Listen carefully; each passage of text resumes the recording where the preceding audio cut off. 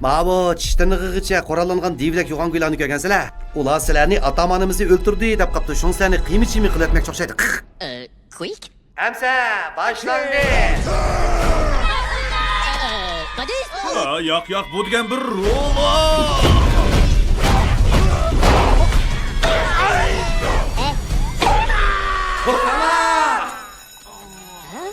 Abi? İfadanglar. Bak, payzi bo'ldi. Gigantlıqning ssenaryosini yazdım ha? Kompiga kaiju. Ha, bo'pti. Uning rolini kim o'ynaydi hamsa?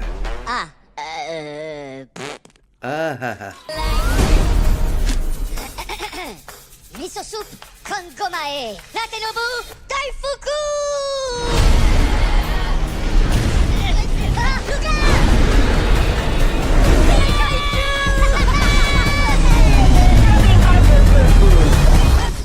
Ben azadlık çıktım.